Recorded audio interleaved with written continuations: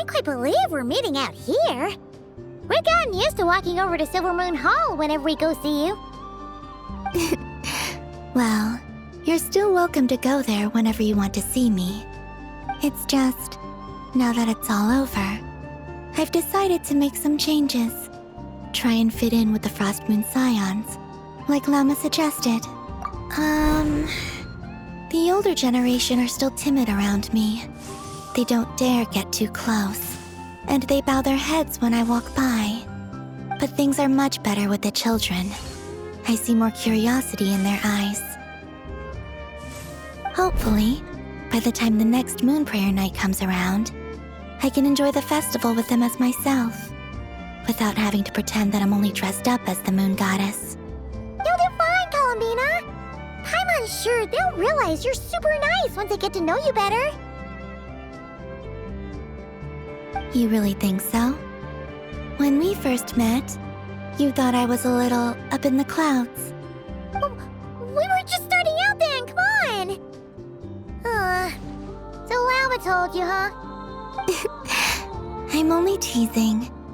I know that I have you to thank for pulling me back down to solid ground. It feels good to finally stand firm on the earth where I was born. Oh, that's great!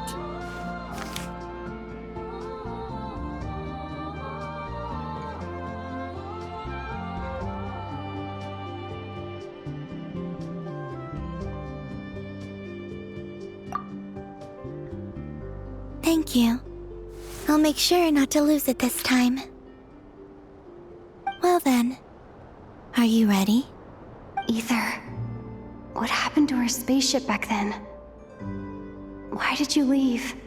It's time to learn the truth at last. I'm ready as I'll ever be. Good. Then let me open the way for you.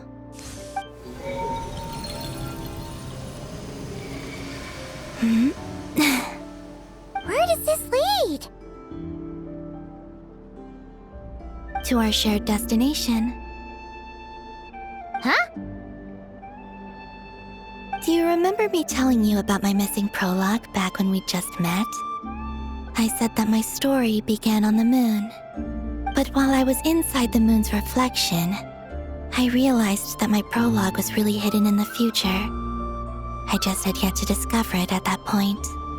The story of the time before I was born was in fact the story of my distant future. It's truly fascinating. But when I obtained the Trilunar Authority and returned to our present reality, I sensed something I hadn't expected. Your prologue. So you mean... Yes, your spaceship. All this time, it has been hidden on the Frost Moon, which lay beyond the sky. The great ruler of the firmament. The heavenly principles. Wait, them? Why would they do that? I don't know. Perhaps your ship contains something that is incompatible with Tevat. Or something that cannot be known. Oh, did I pick a bad time to say this? I know it must have been hard to work up the courage to do this. Maybe I should have waited until you were on the moon, with no chance to back out. That would have been kind of mean, you know.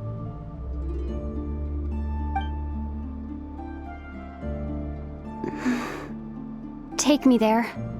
Oh? Whatever is hiding in that ship, it belongs to me and Ether. Those memories belong to us. No one else has the right to decide whether I should or shouldn't know about it. Not even the heavenly principles. Very well. Then let's go. You two take care, alright?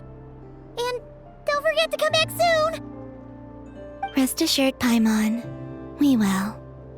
Traveler, after you.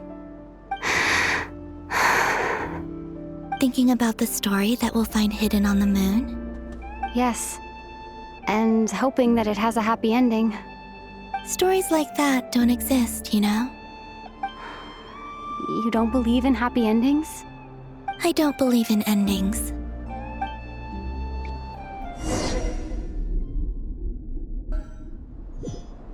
Where am I?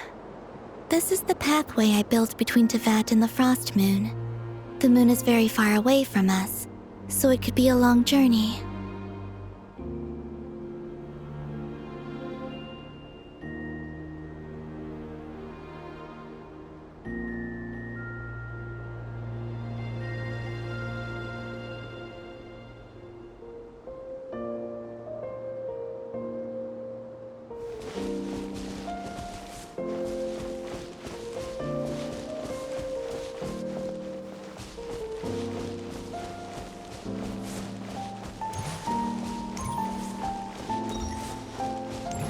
After I obtained the Trilunar Authority, I unwittingly saw past events from many of my friends' lives.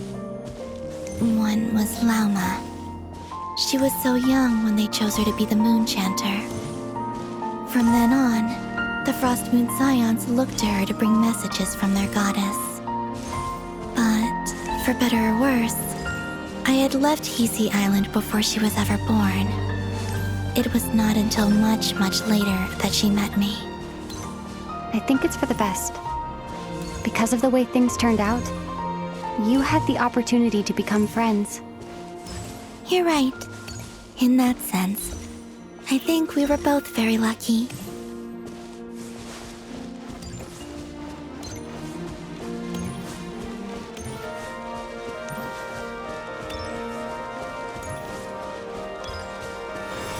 Oh, and about that mage, Nicole.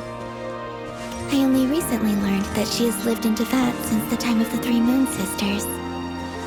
The Moon Goddesses always had a good relationship with the angels. I suppose our friendship continues that tradition.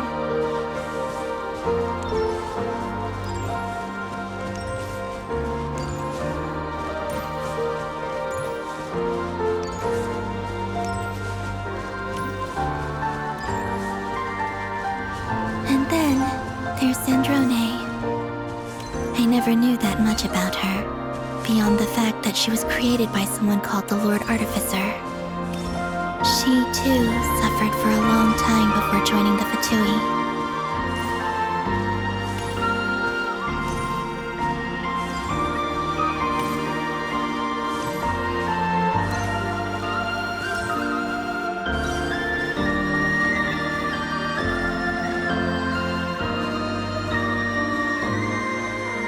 How I wish I could talk to her again, even if only to hear her say nasty things to me.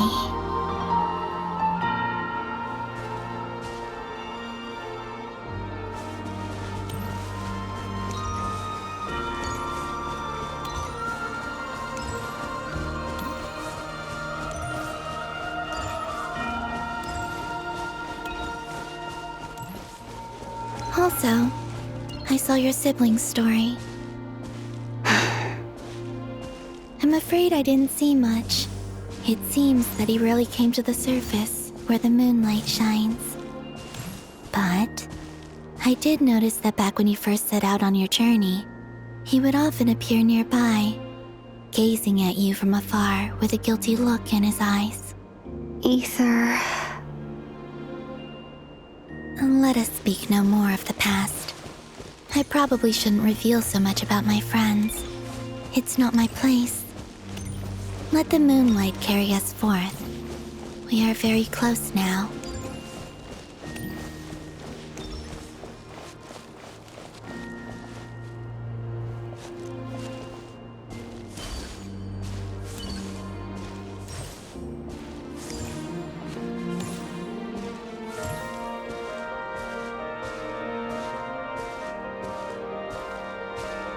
After this, I'd like to bring some kuhenki to the moon as well. If they're willing, of course. What about your other friends? Will you bring them to visit too? Certainly. But I'll need to tidy the place up first. This home hasn't received any guests in a long, long time.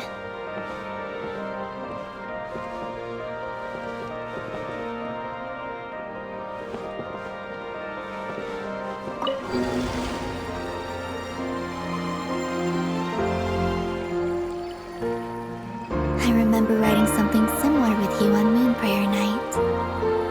I believe it was called... Dodoko's Whirligig. Yes, that was it. You asked me if I was afraid to return to the moon, and I said that I was. The idea that I had gained something precious, only to lose it so quickly. That frightened me. But I'm not afraid anymore. Besides, this time, we're traveling together.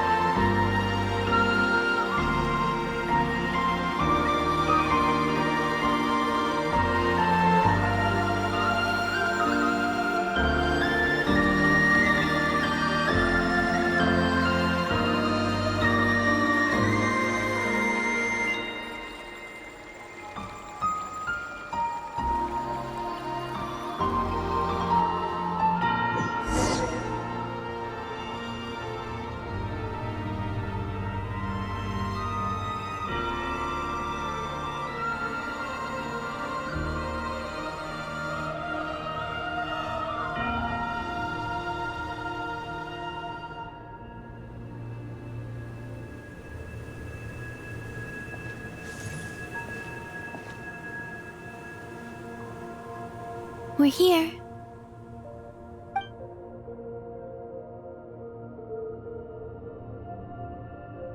Over there.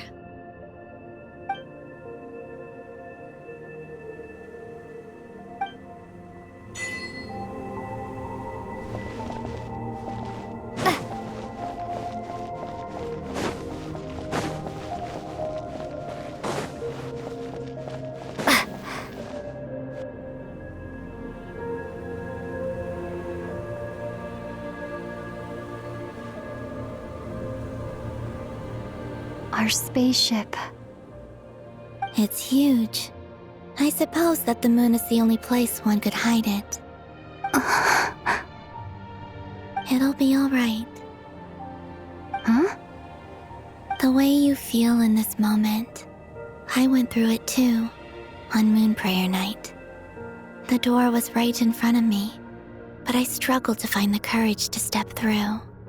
Solitude for me once meant living a life in which even I was absent. Before I met you, that was the only life I knew. But that night, solitude meant throwing away the life I had gained after meeting all of you. Columbina. Go. Retrieve the part of your life that was once lost. Trust me, you will lose nothing by doing so. Look, Tavad is right there. All of our friends are down there, waiting for us. You're right. Thanks, Columbina.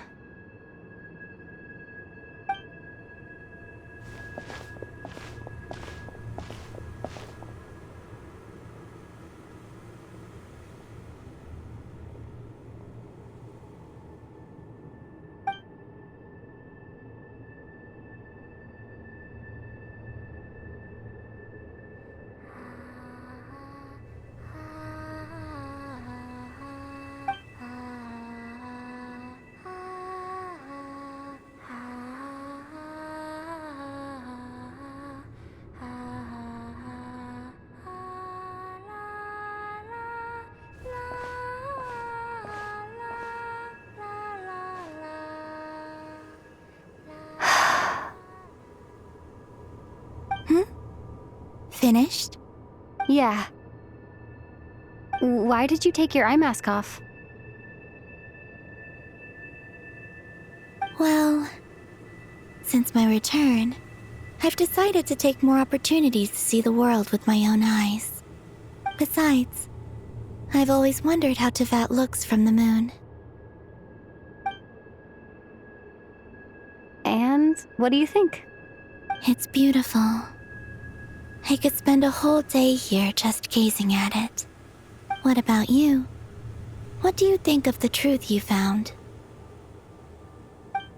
I haven't looked at another person's expression in a long time, but I think yours is saying it was neither good nor bad. Keep this up, and it won't be long before you give Nefer a run for her money. Oh, I don't think that's going to happen. I'm much more used to sensing what's going on around me with Kuvaki. I think I'll save my eyes for seeing special moments I really want to remember. I read the spaceship's flight logs. I always assumed that this was my first time in Tevat.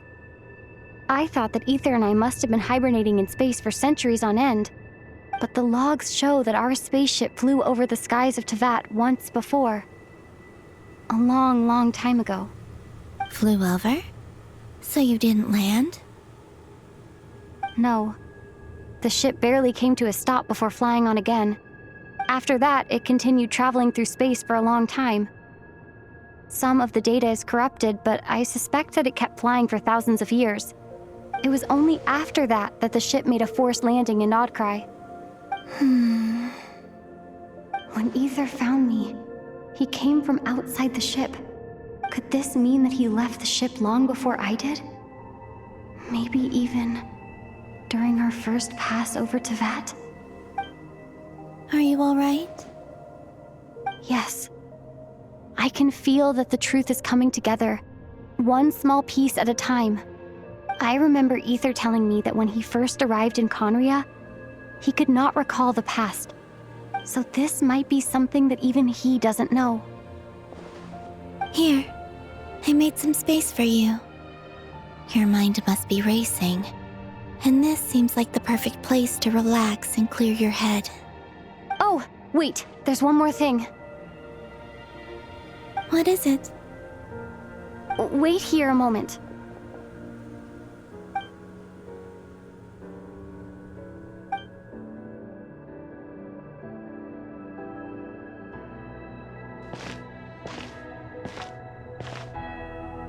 Hey, Columbina.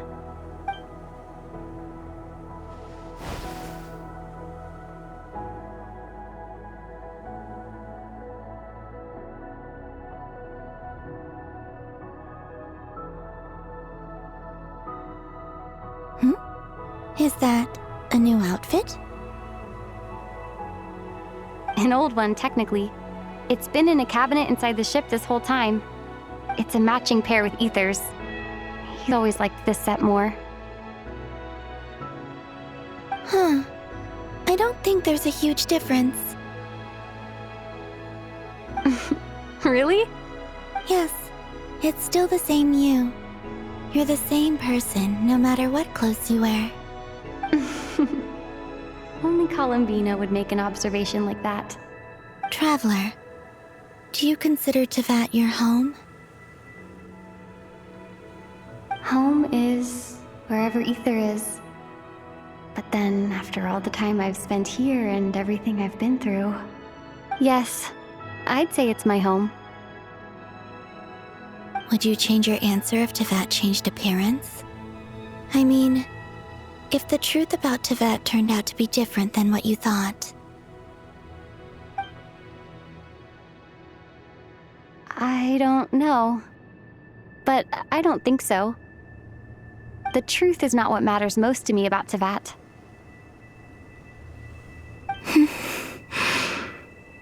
When I was first born, I longed for a home. And when you get something before you're mature enough to understand the world, you just take it at face value. I thought that a home was a transaction. You give me what I want, and I'll do the same for you. But you and your friends taught me what a true home should look like. You never asked for anything, yet you gave so generously to me. That's because your friendship matters to us. It was worth it. In the past, I thought that my birth in Nodcry must have been a mistake.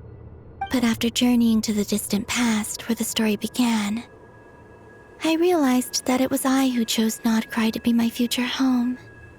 Now, I am glad that I made that choice. I'm sure your friends are just as glad. In fact, I intend to make the same choice today as I did back then. What do you mean? Well, I've given the Eternal Moon's marrow to Lauma, and the iridescent moon's marrow to Arlecchino.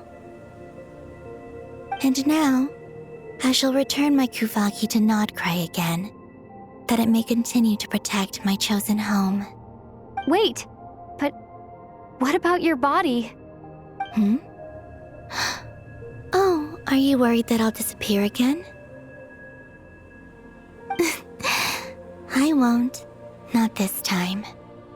The frost moon has now entered the fall sky, and I am the Trilune goddess.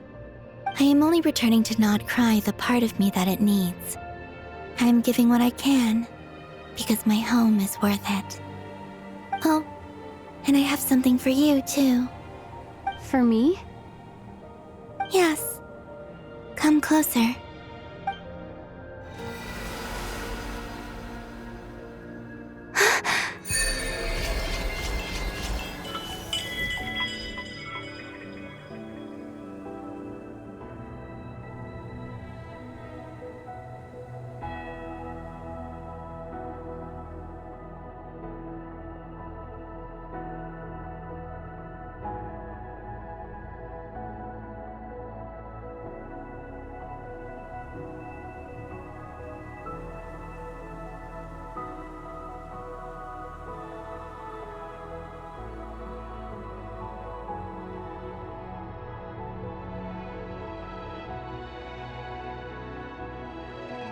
What was that? I lifted some of the restrictions this world placed on you. I trust this will help in your future adventures. My power. It feels like it's grown. I can use the elements more freely now. Thank you. This will be a great help. You're welcome. I see you as family, and after everything you've done for me, In fact, no. It's not because I owe you. It's because you're worth it. Here, this flower is for you.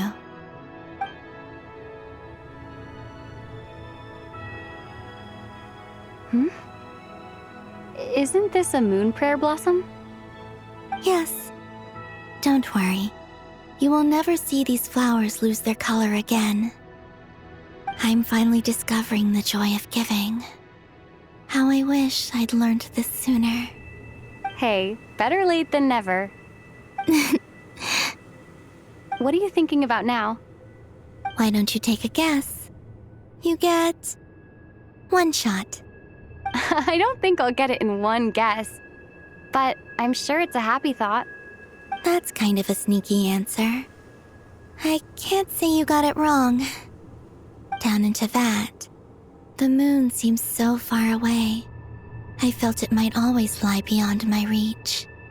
But on the moon, everything feels so close by. The haze that once enshrouded the skies has finally been dispersed. I feel like a traveler on a winter's night, starting a new chapter in my tale by the warmth of a bonfire. I don't have a lot of luggage, but I do have a lot of hope for the future.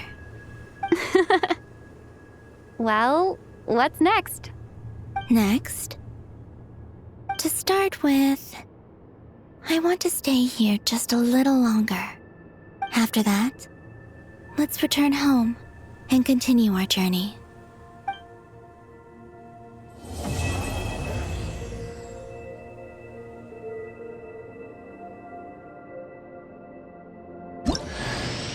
These clothes bring back so many memories.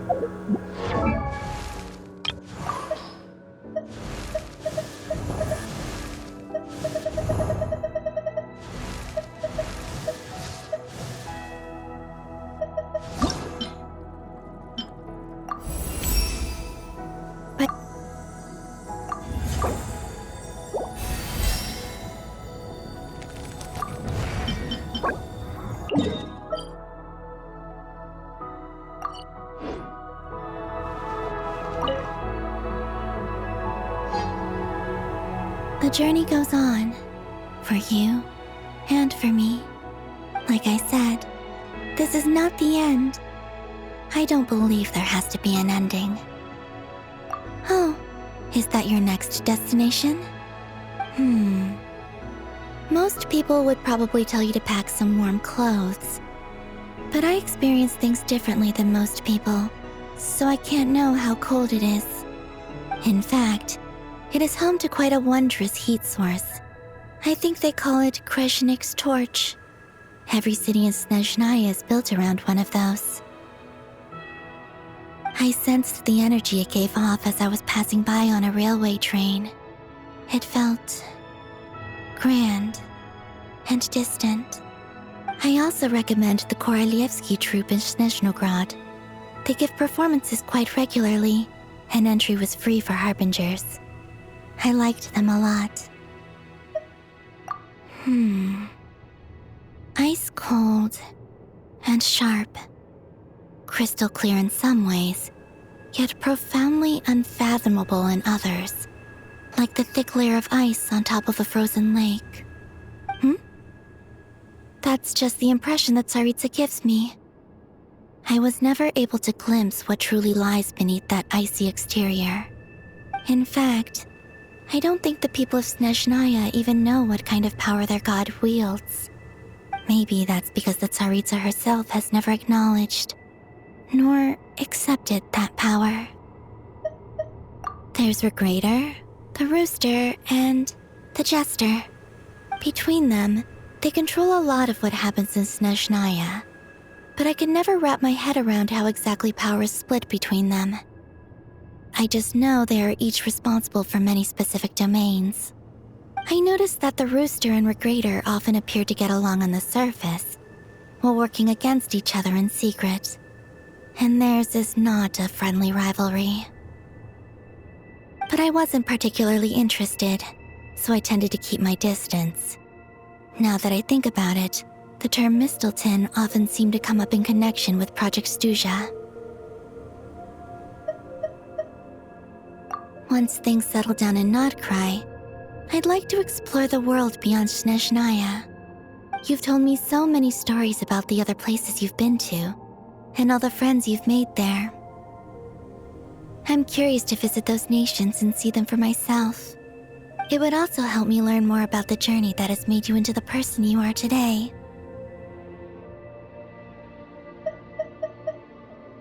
Okay.